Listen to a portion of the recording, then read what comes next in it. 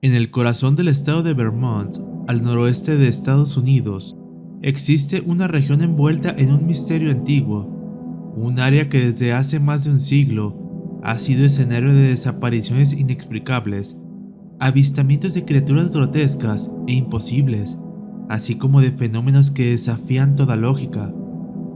Un sitio donde han desaparecido decenas de personas, muchas de ellas en circunstancias vinculadas a la presencia de entidades desconocidas. Este caso sería conocido como las extrañas criaturas del Triángulo de Bennington.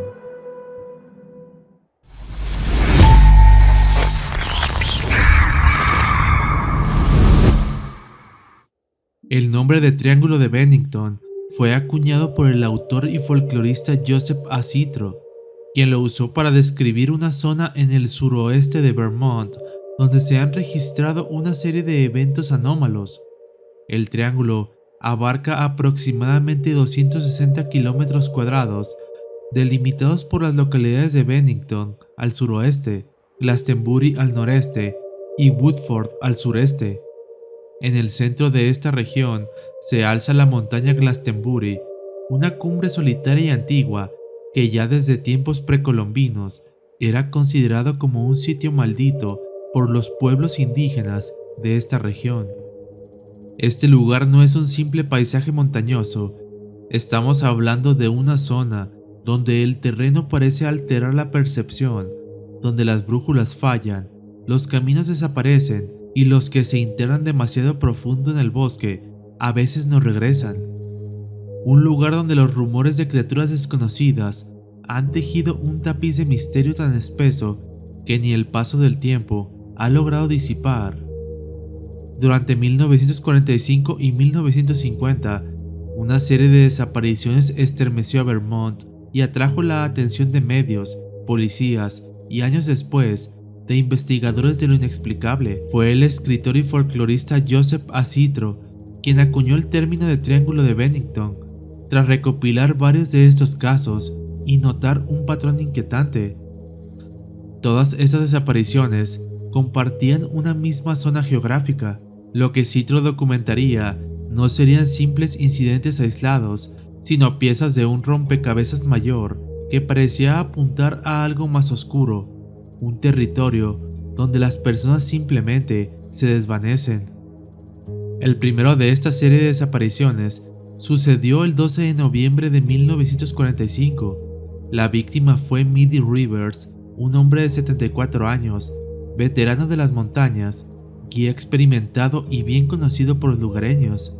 No era alguien que pudiera perderse fácilmente, y mucho menos en su propio terreno. Ese día lideraba una excursión de caza con 4 personas cerca de una zona conocida como Hell Hollow, al sur de la montaña Glastonbury. En algún punto del regreso, Midi se adelantó al grupo, caminando por el sendero en busca de un arroyo para recargar agua. Esta sería la última vez que se le vio con vida. Cuando notaron que no regresaba, los cazadores alertaron a las autoridades. Lo que siguió fue una búsqueda masiva. Más de 300 voluntarios, autoridades estatales, cazadores experimentados, vecinos y perros rastreadores peinaron la zona durante semanas sin encontrar ninguna pista. El primer indicio fue una serie de huellas claramente humanas que se dirigían hacia lo profundo del bosque, pero de manera extraña, esas huellas comenzaban a desvanecerse gradualmente, como si la persona hubiera empezado a flotar o simplemente a desaparecer entre los pasos. Justo en ese mismo sitio se encontraría un cartucho de rifle vacío del mismo tipo que usaba Midi. Era como si hubiera tratado de defenderse de algo. Estaba en medio del camino y no había señales de lucha ni marcas de arrastre, solo ese objeto abandonado. Pero lo más perturbador vendría después, ya que algunos miembros del equipo de búsqueda aseguraron que en las cercanías de ese punto aparecieron otras pisadas, imposibles de explicar. No pertenecían a ningún animal conocido del área. Estas eran grandes, profundas, como si se tratara de una criatura enorme, pero era una combinación entre lo humanoide y lo bestial, con lo que parecían ser pezuñas deformes y dedos alargados. Se debatió si podría tratarse de marcas antiguas superpuestas por el paso de varios animales, pero algunos rastreadores experimentados afirmaron que eran frescas y que algo desconocido pudo haber estado acechando esta zona. A esto se le sumaría un detalle inquietante: los perros se negaban a entrar más allá de cierto punto, gruñían, retrocedían y se mostraban nerviosos, como si percibieran algo que los humanos no podían ver, un comportamiento extraño que no se pudo explicar en ese momento. Se cree que el cazador pudo haber tenido un encuentro con una entidad que ha sido avistada en diversas ocasiones y que se dice ronda los bosques de Glastonbury, una figura alta, desproporcionada, con extremidades largas, piel oscura y un rostro ausente. No tiene ojos ni boca, solo una especie de vacío, como si su cara hubiera sido arrancada. En algunos lugares se le ha llamado la criatura sin rostro de Bennington. Algunos creen que es un ente interdimensional, una manifestación física de la montaña misma que protege su territorio de intrusos. Otros creen que es un antiguo espíritu indígena que castiga a quienes desafían los caminos prohibidos. Existen decenas de reportes y testimonios que circulan en diversos foros de internet donde se describe lo mismo: una figura que te observa desde el bosque y que a veces se acerca más de lo que debería, un ser que parece simplemente desvanecerse. ¿Fue acaso esa entidad la responsable de llevarse a Midi Rivers? Posteriormente, solo un año más tarde de la desaparición de Midi Rivers, el misterio volvió a golpear en el mismo lugar, esta vez con un caso que paralizó a todo Vermont y que tuvo una repercusión mediática mucho mayor, en parte por la edad y el perfil de la víctima. Paula Jean Weldon, una joven universitaria de 18 años. Paula era estudiante de segundo año en el Bennington College, una institución privada ubicada muy cerca de la área del Triángulo.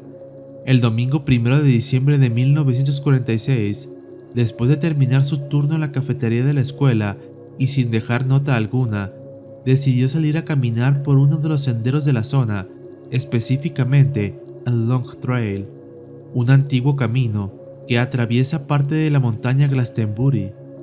Llevaba consigo solo una chaqueta roja, jeans, botas y iba sin ningún equipo de senderismo. No avisó a nadie y no llevaba mochila ni provisiones. Lo último que se sabe con certeza es que fue vista por un conductor que la llevó haciendo autostop hasta las cercanías del sendero. Posteriormente, un grupo de excursionistas que dijo haberla visto más adelante en la ruta, pero a partir de aquí, Paula desaparecería sin dejar rastro. La búsqueda fue inmediata y masiva. Se usaron helicópteros, perros y equipos de rescate, e incluso el gobernador del estado sería duramente criticado por la falta de una fuerza estatal de investigación competente, y de hecho, esta desaparición de Paula fue uno de los factores que motivó la creación de la Policía Estatal de Vermont al año siguiente. A pesar de todos los esfuerzos, nunca se halló su cuerpo, ni un solo objeto personal, solo pistas que se contradecían. Paula parecía haberse desvanecido, justo como Midi, en un área que los antiguos Abenaki ya consideraban maldita. Y aunque los periódicos de la época hablaron de un posible accidente o de una fuga voluntaria, con los años surgieron otras teorías. Una de ellas tiene que ver con la presencia de criaturas desconocidas en los bosques del noreste estadounidense, en particular con una figura que muchas personas describen como una criatura humanoide gigante cubierta de pelo oscuro, con un comportamiento esquivo, pero a veces agresivo y territorial, algo a lo que muchos relacionan con el Bigfoot. Varios investigadores como John Keel o el propio Citro recopilaron historias que sugieren que algunas de estas desapariciones no serían obras del azar, sino el resultado de encuentros con entidades físicas que habitan los bosques más antiguos. En el caso de Paula, incluso se llegó a sugerir que su chaqueta roja pudo haber llamado la atención de algo que la acechaba desde el bosque, siguiendo su rastro hasta lograr capturarla. Hay quienes creen que esta criatura pudo haberla secuestrado y llevado a alguna caverna, un patrón que se ha repetido en otros casos, donde las personas parecen esfumarse en zonas con grutas, cuevas o formaciones rocosas que podrían servir de refugio para algo que no quiere ser encontrado. Y aunque todo esto pueda sonar exagerado, no es algo nuevo. En un video anterior del canal ya habíamos analizado varios casos documentados en Canadá, donde testigos afirmaron haber sido perseguidos o incluso capturados momentáneamente por seres similares a Bigfoot. Y si no lo has visto, te recomiendo buscarlo para que puedas entrar más en contexto con esta serie de casos. Posteriormente, el 12 de octubre de 1950, una nueva desaparición volvió a sacudir el condado de Bennington.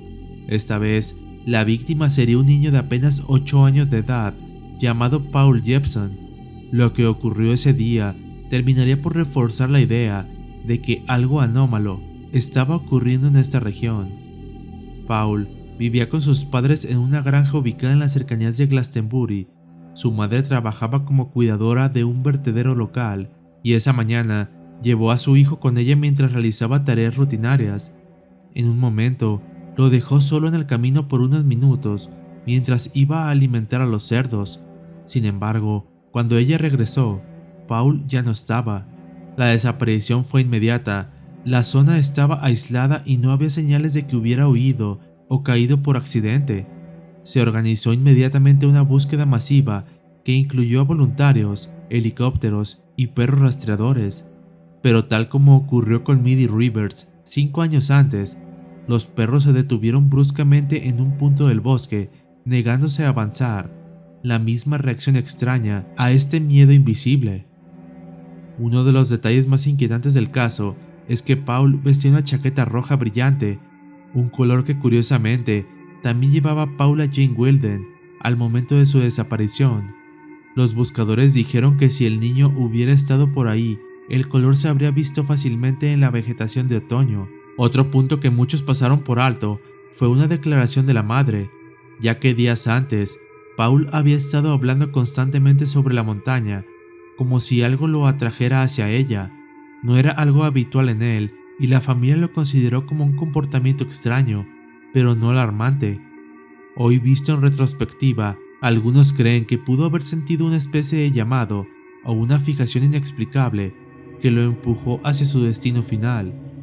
Y fue precisamente esta desaparición la que llevó a varios investigadores a volver sobre una antigua teoría, la presencia de una criatura humanoide grande, cubierta de pelo, parecida a un simio, que se ha reportado ocasionalmente en los alrededores de Bennington, y algunos creen que podría estar relacionada con varios secuestros no explicados en esta región. Aunque no hay pruebas físicas concluyentes de su existencia, los testigos que aseguran haberla visto hablan de un ser de más de 2 metros de altura, con ojos oscuros y hundidos, capaz de moverse con rapidez por el bosque sin dejar rastro.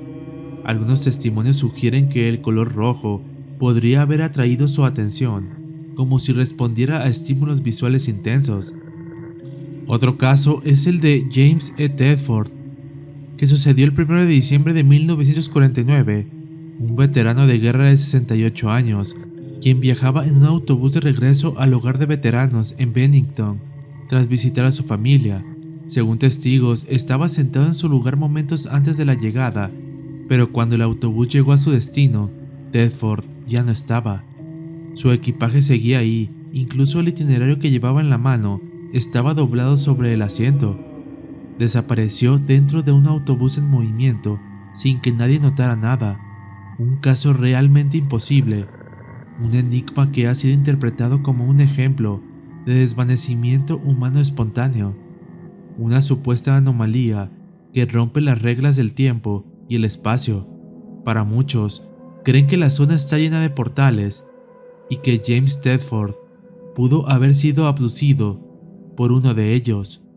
La última de las 5 desapariciones documentadas, recopiladas por Joseph Citro, es quizá la más perturbadora de todas, no porque se haya desvanecido sin dejar rastro, sino porque su cuerpo sí fue hallado en condiciones tan extrañas que muchos creen que fue colocado ahí intencionalmente, como si algo o alguien hubiera querido devolverlo después de terminar con él. El caso ocurrió el 28 de octubre de 1950. A escasos días de la desaparición de Paul Jepson, la víctima fue Frida Langer, una mujer de 53 años, saludable y con experiencia en senderismo. Aquel día caminaba junto a su primo Herbert Elsner, cerca de Somerset, dentro de los límites del Triángulo de Bennington. En un punto del sendero, Frida resbaló al cruzar un arroyo poco profundo, empapando su ropa. Le dijo a Herbert que regresaría solo al campamento, el cual no estaba lejos, para cambiarse y que se reencontrarían más tarde. Sin embargo, nunca volvió. El área donde ocurrió esto es particularmente extraña. Testigos y locales describen la zona como un terreno salpicado de formaciones rocosas inusuales, algunas cubiertas de musgo espeso, otras con formas afiladas o erosionadas de manera irregular. Uno de los rescatistas llegó a comentar que el lugar tenía algo que no se sentía bien, como si el bosque observara. Nadie entendió qué quiso decir con esto, pero su expresión quedó grabada en los archivos de la búsqueda. La operación de rescate fue exhaustiva. Docenas de voluntarios, perros, agentes estatales y helicópteros rastrearon la zona durante semanas. Cada metro del terreno fue inspeccionado meticulosamente, pero no hubo resultados. Frida había desaparecido. Pero lo más inquietante llegaría 7 meses más tarde. El 12 de mayo de 1951, su cuerpo fue encontrado en un claro abierto, cerca del mismo arroyo donde había desaparecido. Estaba tirado entre arbustos bajos, en un lugar que ya había sido peinado al menos 3 veces por los equipos de búsqueda. No había una forma lógica de explicar por qué no lo habían visto antes. El estado de descomposición era tan avanzado que no se pudo determinar la causa de su muerte. No había heridas claras ni signos evidentes de ataque animal o de violencia humana. Oficialmente, el caso sería catalogado como muerte por causas indeterminadas. Pero para mí, este caso es especialmente intrigante, debido a que se relaciona con una leyenda perturbadora de los Abenaki. Incluso, Citro la menciona en su libro, La Guía de Monstruos de Vermont, como la roca que devora hombres, ubicada en la montaña Glastonbury.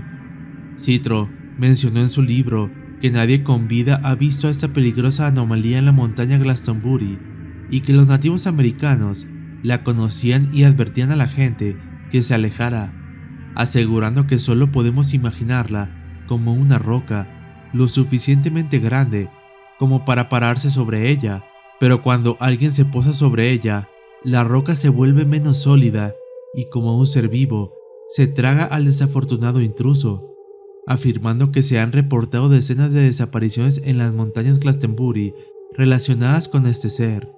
Quizá Frida pudo haber sido atrapada por una de estas formaciones y su cuerpo tardó meses en aparecer porque fue digerido lentamente por estas criaturas.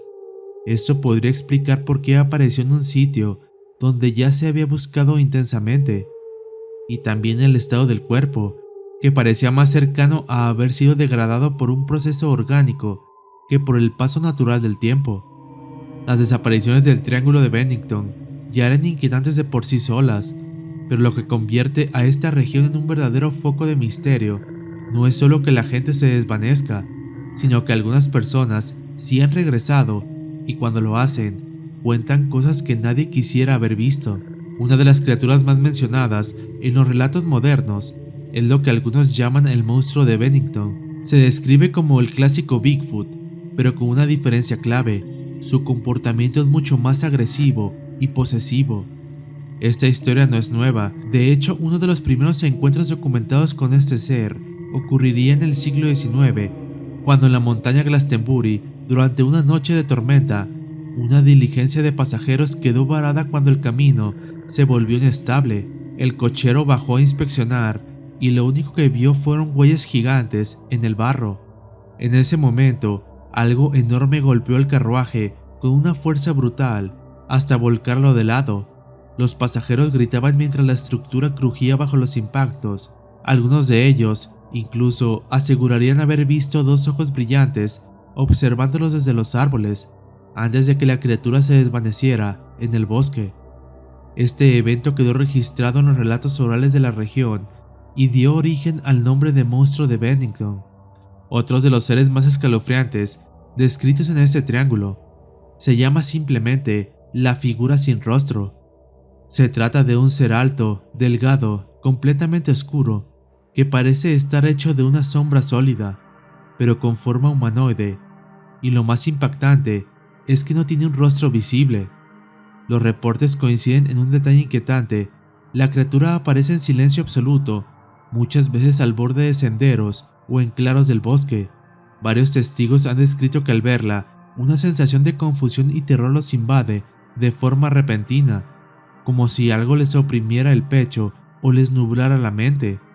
Algunos no recuerdan cómo salieron del bosque, otros afirman que después del encuentro tuvieron pesadillas durante semanas en las que volvían a ver a esta misma silueta. Lo más aterrador es que hay quienes aseguran que esta entidad puede cambiar de forma.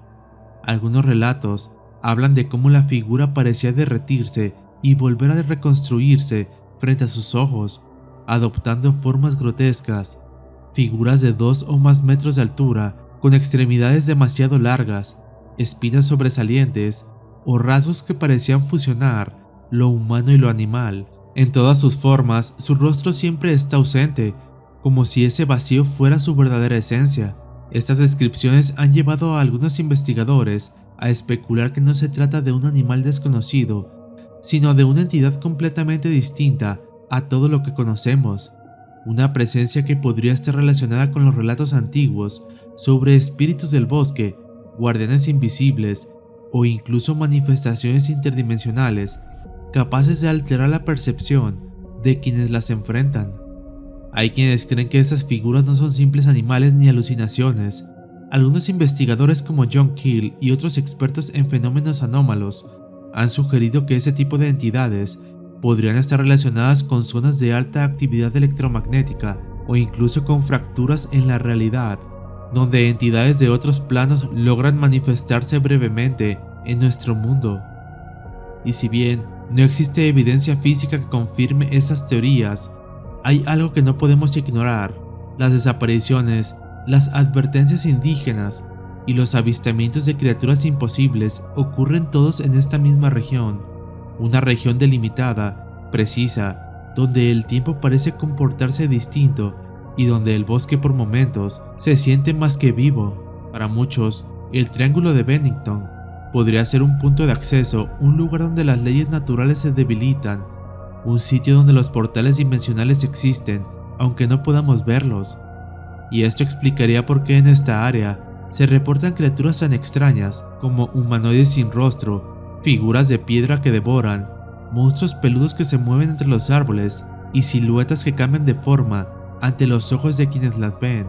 Quizá las leyendas de los pueblos Abenaki no eran simples mitos, sino registros históricos de encuentros con estos seres.